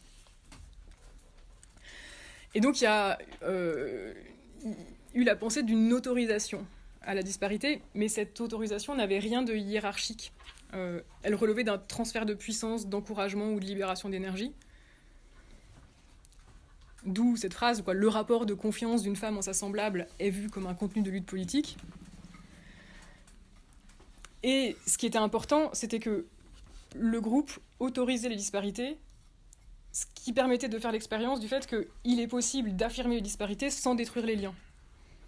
Et que la condition du lien, ce n'est pas le consensus ou l'homogénéité.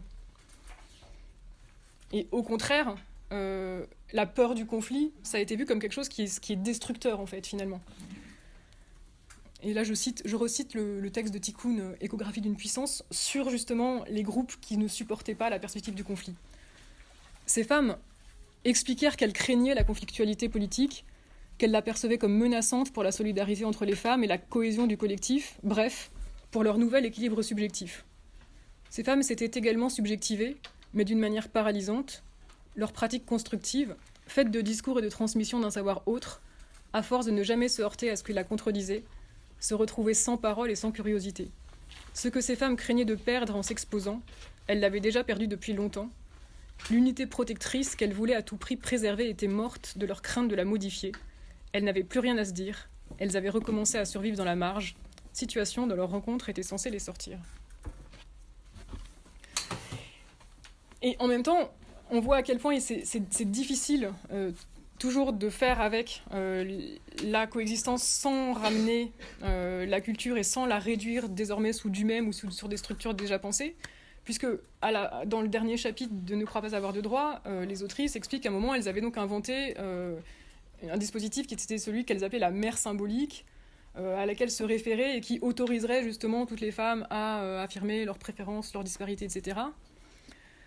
Et alors là, toujours dans le même texte que j'ai lu tout à l'heure là, sur le mythe de la proposition culturelle, Lonzi critique cette réimportation de la figure de la mère, donc cette réimportation de la famille finalement de la communauté, en disant que ça réintroduit du symbolique, et quel symbolique, et ça montre l'incapacité de ces femmes, aux yeux de Lonzi, la structure de la mère symbolique montre l'incapacité des femmes à, dit-elle, sortir à découvert, c'est-à-dire à découvert de la culture.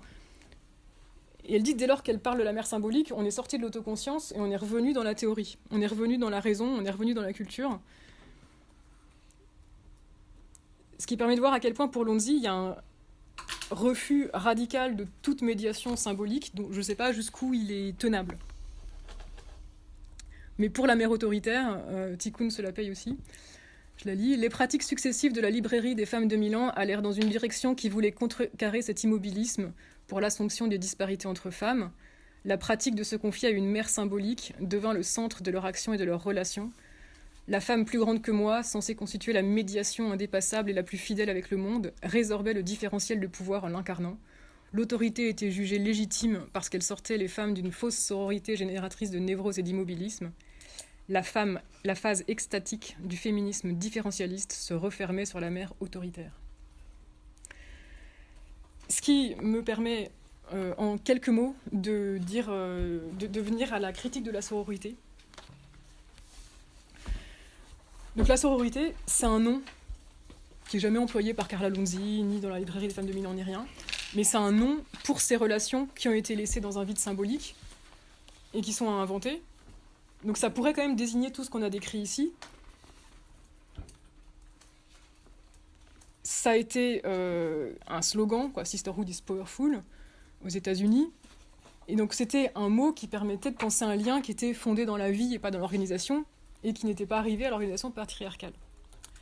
Mais ce qu'on dit très vite des autrices comme Audre Lorde ou Bell Hooks, c'est que dès lors qu'elle se rigidifie, la sororité devient le mot de l'injonction à éviter le conflit, à soutenir sans réserve toute femme, ce qui passe mal dans les lieux dans lesquels le féminisme s'est heurté aux différences de classe et de race, et donc à des problèmes de domination entre les femmes. Et donc ces femmes africaines, américaines, comme Bell Hooks, ont vu dans la sororité, dans l'injonction à la sororité, la reconduction des dominations de classe et de race, et un moyen d'éviter toute critique au sein du mouvement féministe, et un moyen de faire que notamment les femmes noires ou les femmes pauvres ne se mettent pas à dire aux femmes bourgeoises blanches qui avaient donné la ligne du féminisme « vous avez confisqué l'idée et on ne trouve pas de place dans le féminisme tel que vous l'avez pensé ». Donc, dès lors qu'elle fait ça, la sororité devient, d'une certaine manière, une fraternité au masculin. Si on entend par fraternité l'idée de vraiment faire corps ensemble, comme dans ce qu'on appelle les fraternités, comme font corps les membres des boys clubs bien connus, dont on a régulièrement des exemples. Et encore une fois, dans le boys club, dans les fraternités, il s'agit entre les hommes de faire corps parce que il faut faire corps contre, c'est-à-dire il y a une guerre contre un ennemi défini. Pour Bell Hooks, etc., la division première n'est pas la division ennemi-ami, n'est pas la division les ennemis sont des hommes, donc les femmes sont des amis et donc toutes les femmes doivent faire corps. C'est pas comme ça que les choses sont pensées. Encore une fois, on part de la différence, ce qui à la fois problématise les relations entre les femmes, mais permet aussi de penser la mixité. Au lieu que si on part de la division ami-ennemi, les hommes sont des ennemis et les femmes sont des amis, ça va être plus compliqué.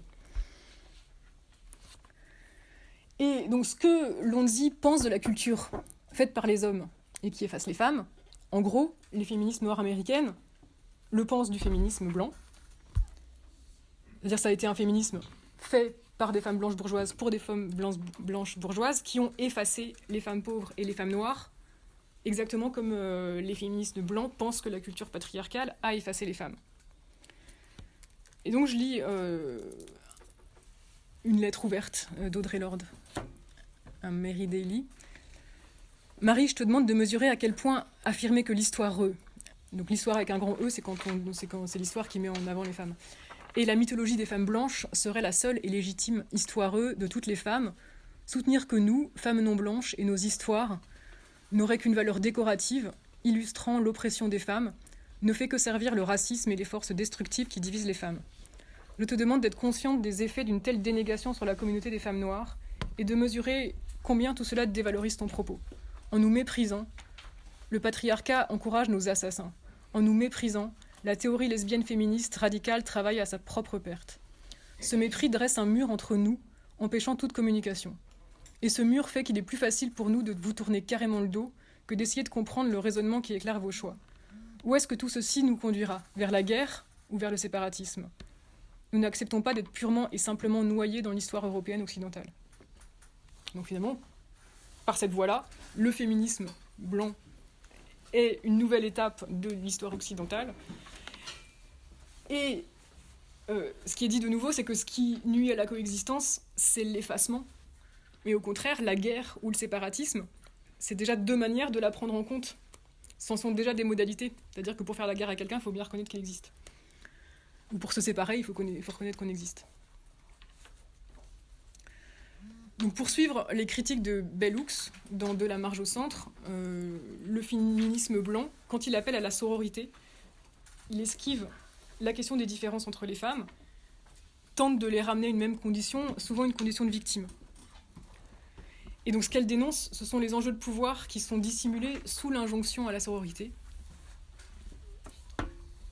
Et elle y voit une tentative de gommer les divisions et d'installer une hégémonie, l'hégémonie femme blanche.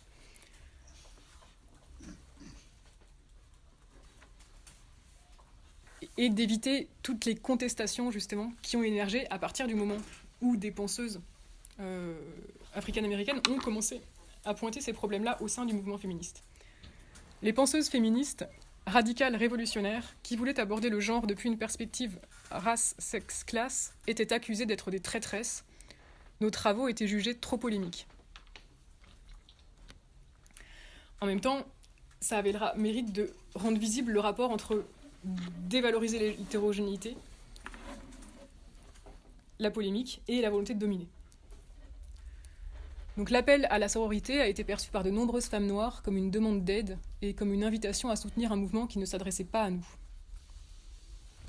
L'appel à la sororité a en effet souvent été perçu comme une manœuvre manipulatrice et opportuniste des bourgeoises blanches, un vernis rhétorique servant à masquer l'exploitation et l'oppression perpétuée par des femmes sur d'autres femmes. S'il est vrai que nous avons beaucoup à gagner à nous unir, nous ne pouvons pourtant pas développer de liens durables ni de véritable solidarité politique à partir du modèle de sororité créé par la tendance bourgeoise du féminisme. Pour ce courant, l'union des femmes se fonde sur une expérience collective de victimisation, d'où l'importance de la notion d'oppression commune. Cette conception du lien entre les femmes reflète directement la pensée de la suprématie masculine blanche. L'idéologie sexiste enseigne aux femmes que la féminité implique d'être une victime. À partir du moment où les féministes se définissaient comme une association de victimes, elles n'étaient pas tenues de se confronter à la complexité de leur propre expérience. Elles ne se sentaient pas obligées de se remettre en question, de s'interroger sur l'influence du sexisme, du racisme et des privilèges de classe dans leur perception des femmes qui ne faisaient pas partie de leur groupe racial et social. Le fait de s'identifier comme victimes leur permettait d'abdiquer toute responsabilité dans la construction et la perpétuation du sexisme, du racisme et de l'exclusion sociale, ce qu'elles firent en insistant pour que seuls les hommes soient considérés comme des ennemis. Elles évitaient ainsi de reconnaître l'ennemi intérieur et de s'y confronter. Elles n'étaient pas prêtes à renoncer à leurs privilèges et à effectuer le sale boulot indispensable au développement d'une conscience politique radicale, c'est-à-dire la lutte et la confrontation que réclame la politisation et toutes les tâches fastidieuses qui font partie du quotidien militant. Ce travail doit commencer par une critique et une évaluation personnelle honnête de son statut social, de ses valeurs, de ses croyances politiques, etc. La sororité a donc fini par devenir un nouveau moyen de fuir la réalité. C'est ça qui m'importe ici. Cette conception de la solidarité entre femmes était déterminée par une certaine représentation de la féminité blanche, fondée sur des privilèges de classe et de race. Il fallait protéger la lady blanche, la bourgeoise, de tout ce qui aurait pu la déranger ou la déstabiliser, en la mettant à l'abri des réalités négatives susceptibles de conduire à la confrontation. En ce sens, la sororité prescrivait aux sœurs un amour mutuel inconditionnel. Elle devait éviter le conflit et minimiser les dissensions. Elle ne devait pas se critiquer les unes les autres, surtout en public. Pendant un temps, ces règles créèrent une illusion d'unité qui neutralisa les rivalités, l'hostilité, les désaccords perpétuels et la critique outrancière, qui était souvent la norme dans les milieux féministes. Aujourd'hui, cette interprétation de la sororité se retrouve dans de nombreux sous-groupes constitués sur des identités communes, travailleuses ou WASP, universitaires blanches, anarcho-féministes, etc. Si leurs membres se soutiennent et se protègent mutuellement, elles considèrent en revanche avec une hostilité souvent incroyable les femmes qui ne font pas partie de leur groupe. La manière dont ces femmes, unies en un cercle choisi, renforcent leur solidarité en excluant et en dévalorisant les étrangères, relève d'un type de relation féminine propre au système patriarcal. La seule différence est que cette exclusion se pratique au nom du féminisme.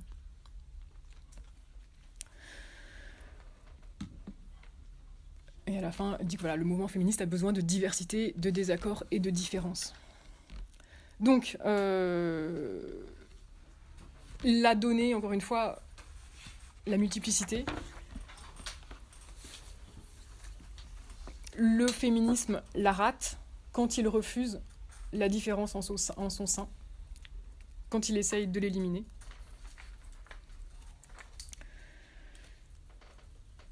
Et au contraire, pour Bell Hooks ou pour Lord, affirmer la diversité et le conflit est vu comme un point de départ nécessaire pour instaurer des liens réfléchis, repensés susceptible de défaire les pratiques inégalitaires. Et l'ordi dans une station sur laquelle je passe, à la fin, ce ne sont pas nos différences qui nous immobilisent, c'est le silence. Et encore une fois, le silence, c'est cette chape de plomb posée sur les différences, et qui fait que il faudrait soit ne pas se parler quand on est différent, soit être absolument le même si on veut se regrouper et parler ensemble. Alors, le problème de la coexistence qui se pose aux yeux de Bellux au sein du mouvement féminisme, encore une fois, c'est la coexistence des différences qui sont matérielles, qui sont liées aux conditions matérielles d'existence, que ce soit les différences sociales, de classe ou de race. Les femmes sont divisées par les comportements sexistes, le racisme, les privilèges de classe et par tout un tas d'autres rapports de domination. Les femmes ne peuvent se lier durablement qu'à la condition de se confronter à ces clivages et de prendre les mesures nécessaires à leur élimination progressive. Et il se pose au-delà du mouvement féministe, qui n'est, alors là pour le coup, pas du tout pensé comme séparatiste par ces femmes-là, au sens où si le féminisme a quelque chose qui relève de la guerre, dit Bellux, c'est une guerre qui n'est pas du tout une guerre contre les hommes. Le féminisme n'est pas une déclaration de guerre entre les sexes, elle écrit ça, c'est une guerre contre la civilisation fondée sur la domination violente. Et donc on retrouve cette idée que c'est une guerre contre la culture qui a fabriqué les relations telles qu'on en hérite. Et donc l'ennemi, ce ne sont pas les hommes, c'est une structure sociale qui est fondée sur l'idée que les structures hiérarchiques doivent être la base des interactions humaines. Et donc, pour Bellux, il s'agit de changer l'essence même des relations. Et, dit-elle, nous esquivons ce défi quand nous agissons comme si les hommes et le patriarcat étaient les seuls mots. C'est pourquoi Bellux écrit que la lutte féministe, telle qu'elle la conçoit, ne privilégie pas les femmes par rapport aux hommes. Elle ne privilégie pas certaines femmes par rapport à d'autres femmes, mais elle vise à transformer nos vies multiples et différentes. Et donc il s'agit quand même bien de sortir d'une culture pour permettre la multiplicité, la différence, et donc pour repenser les rapports à partir de cette multiplicité et de cette différence. Je passe la parole à Guy, qui logiquement va conclure, puisque c'est normal qu'un homme conclue. Non, mais pour le coup, par fidélité à l'esprit de la séance et aussi par contrainte de temps, il me paraît vraiment plus intéressant qu'on prenne le temps de... je sais pas, il est moins le quart, donc je vais pas faire pas vous assommer avec un gros topo, disons. Juste rappeler rapidement quelques lignes qui ont apparu dans ce que disait Valérie. Et je préfère faire quelque chose qui, disons, voilà, a plus pour but d'ouvrir une discussion là entre nous, mais du coup très très brièvement, il me semble que ce que tu as montré là en allant regarder du côté de la théorie de Lonzi, de celle de Bellux, etc., et puis des expériences féministes liées à la librairie des femmes de Milan, c'est à la fois tout ce qu'il y a c'est-à-dire à quel point le féminin et du coup par le biais du féminisme, mais a opéré vraiment comme une sorte de ligne de fuite de la politique et de la culture, en disant voilà, il y a un élément mineur qui est vraiment ce que la politique a refoulé, ce que la politique a conjuré sans cesse, et si on regarde dans cette direction-là et qu'on le suit, ça ouvre un champ qui regorge de possibilités, qui permet éventuellement d'expérimenter des choses inédites parce que non codées justement par tout ce qu'on connaît de la culture, de l'histoire, etc. Et donc tu montres bien comment il y a eu des expérimentations qui sont allées dans ce sens-là, et en même temps les pièges auxquels elles se confrontent, c'est-à-dire en quelque sorte la façon dont ça se rigidifie, on reproduit une sédimentation culturelle là-dessus, qui, alors je ne sais pas si c'est une règle absolue, hein, c'est une question qu'on pose d'ailleurs, mais qui épouse les formes des anciennes sédimentations culturelles. C'est-à-dire, tiens, on va produire, on en parlait depuis un moment, depuis quelques séances, mais on fait l'expérience de rapports entre femmes qui donnent à penser quelque chose comme la sororité, et puis à partir du moment où c'est nommé, c'est institué comme règle, c'est institué comme modèle, etc. Et dans la sororité, on reproduit une injonction, on reproduit de la hiérarchie, on reproduit un gommage de tout un tas d'autres différences, etc. Et je pense que cette tension-là, justement, elle est absolument essentielle à la question qu'on pose. C'est-à-dire, que ce soit avec la femme ou la famille, on essaye de travailler, en quelque sorte, d'ouvrir, de tracer une ligne de fuite dans la rationalité politique. Et en même temps, on se retrouve toujours, disons, face au risque que le champ qu'on ouvre constitue en fait une sorte de nouvelle... on change les termes, on change les figures, etc. Mais on reproduit exactement les mêmes logiques, on reproduit, on va reproduire du symbolique, de la culture, de l'oppression, du pouvoir, de la domination, etc. Et je pense que ça touche à... Et c'est là que j'aimerais en venir. Ça touche à un problème de fond, qui est que... alors je reprends juste ce motif rapidement, hein, mais bon, comme tu as donné pas mal d'éléments pour le comprendre, je me permets d'aller très vite dessus, on peut en reparler après si vous voulez. Mais voilà, ce que Hegel a nommé l'éternelle ironie de la communauté, c'est en fait quasiment exactement ce qui sera appelé ensuite dans les reprises de Hegel, que ce soit par Lonzi ou par Nancy, par Derrida, etc. C'est le désœuvrement de la communauté, c'est la communauté désœuvrée. C'est ce qui structurellement dans une communauté résiste à... et Hegel le dit comme ça, c'est la singularité qui résiste à l'universel. L'élément de singularité, de différence singulière qui ne se laisse pas subsumer sous l'universalité, sous la totalité, etc. Et il trouve que cet élément-là, qui pour Hegel devait être dépassé, on a voulu dans les années 60-70, on a voulu le remettre au centre de la question politique, en disant, voilà, c'est ce que fait Lonzi en travaillant sur la question de la femme, mais c'est ce qu'a fait Nancy simplement en essayant de penser la question, de reprendre à nouveau frais la question communiste, c'est ce qu'a fait Derrida en essayant de penser la démocratie, etc. Bon, c'est un peu plus tard qu'il a fait ça, Derrida, mais voilà, si on mettait au centre, en fait, ce que Hegel appelait l'ironie, c'est quoi l'ironie ? L'ironie, c'est une puissance d'autodestruction. C'est une puissance négative d'autodestruction. Une distance à soi-même qui fait voler en éclats le soi, qui le mine de l'intérieur, en quelque sorte. L'ironie de la communauté, c'est l'autodestruction du politique, le désœuvrement de l'œuvre, le désœuvrement de la communauté. Et c'est ça qu'on a voulu mettre au centre. Et en mettant ça au centre, en fait, on pose quasiment et de ce point de vue-là, c'est très proche de ce qu'on pourrait appeler vraiment l'ironie, au sens, on parle de l'ironie romantique, faire valoir les contradictions, les oppositions, etc. En fait, on pose une contradiction.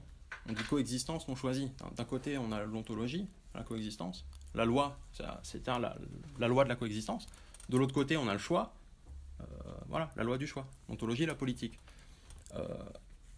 Il y a deux lois différentes. Il y en a une qui est que il faut, quand on existe, on coexiste. Il y a des autres.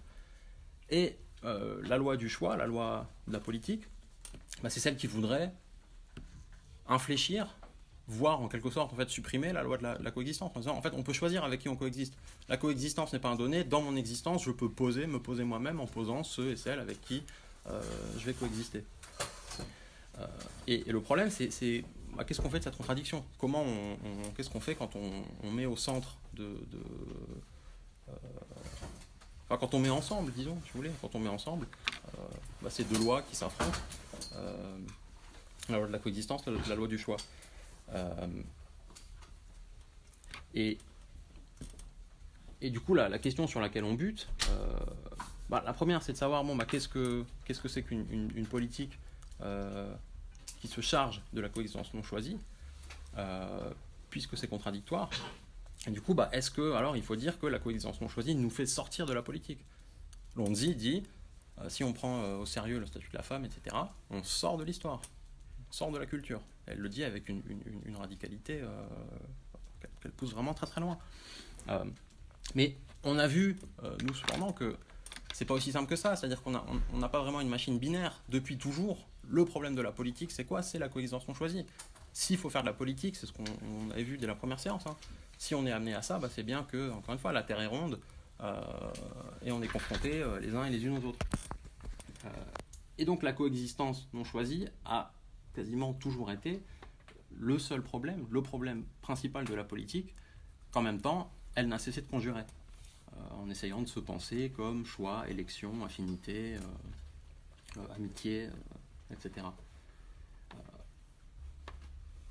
Et il me semble que la tension là, que tu mettais en évidence dans les expériences féministes autour de la question de la sororité, de l'effacement du conflit, etc., en fait, elle découle directement de ce problème structurel-là, qui est que on a une espèce de je dis de loi ontologique, encore une fois, c'est quasiment un donné, hein, mais voilà, de loi ontologique qui est que les êtres coexistent les uns avec les autres. Et puis, on a de l'autre côté une espèce de loi pratique, politique, qui est comment on ordonne tout ça. Et est-ce qu'une pratique politique peut ne pas trahir la donnée ontologique? Et à cet égard, je vous lis une phrase, un passage, c'est de Jean-Luc Nancy, pour revenir à lui. C'est la toute fin un de ses derniers livres qui s'appelle La communauté des avoués, qui date de 2014. Et il dit toute ontologie est trop courte qui, avant l'être, ne remonte pas au rapport, et toute politique est trop longue qui prétend se fonder en ontologie. Il nous dit que, en gros, l'ontologie est inquiétée par la politique. Quand on pense l'être, il faut remonter à quelque chose qui est de l'ordre du rapport. Mais ce rapport, il est en quelque sorte pré-ontologique ou pré-originaire, c'est-à-dire que penser l'existence, c'est déjà penser la coexistence. C'est mettre le co avant même l'existence, pour le dire comme ça. Et c'est pour ça, structurellement, qu'il n'y a pas de mythe, qu'il n'y a pas de fondation originaire. La politique ne se fonde pas dans l'être, ne peut pas se fonder dans l'ontologie, parce que le rapport est déjà une complication de l'ontologie elle-même. Et donc, voilà, l'ontologie, elle est inquiétée par la politique, mais quand la politique essaye de s'emparer de ça, elle est rattrapée par l'ontologie, et toute mise en place tout exercice du pouvoir, toute mise en place d'un ordre symbolique, menace toujours de trahir en quelque sorte la singularité absolue des personnes ou des êtres, menace de trahir les différences, menace de niveler, menace de hiérarchiser, etc. Et alors, je ne sais pas comment on fait pour sortir de ce cercle. On pourrait évidemment continuer à creuser, je pense que c'est une chose à faire, que ce soit dans l'expérience féministe, que ce soit dans le questionnement sur la famille, par exemple à partir d'Antigone, on ne l'a pas du tout épuisé, on pourrait regarder des lectures très très contemporaines, si on prend par exemple les lectures de Judith Butler ou de Slavoj Žižek, elles se jouent vraiment autour du statut du symbolique pour Antigone. Est-ce qu'Antigone est une figure qui sauve le symbolique ou qui menace de le faire voler en éclats? Donc on pourrait évidemment continuer à explorer tout ça. Et il y a une autre piste vers laquelle on se dirigera peut-être l'année prochaine. Pour l'instant, voilà, on va s'arrêter avec cette espèce de, j'aurais envie de dire un peu d'aporie, mais une autre piste qu'on explorera peut-être l'année prochaine, qui est de rabattre et l'ontologie et la politique sur ce qu'on appelait une physique c'est-à-dire en prenant très très au sérieux, très littéralement, la question de la coexistence des êtres, comme coexistence des corps, et c'est dire, bon bah voilà, est-ce qu'on peut se donner, en pensant une physique, une théorie de la coexistence des corps, des rapports entre les corps, sur laquelle on peut rabattre de part et d'autre, encore une fois, l'ontologie et la politique. Alors voilà, on verra, peut-être qu'on le fera. Et là, nos héros, ce serait Spinoza et Leibniz. C'est ça, hein. Oui, éventuellement, c'est ça. Voilà, je m'arrêterai sur ça. Et je vous propose qu'on prenne un peu de temps pour celles et ceux qui Qui n'en peuvent pas plus.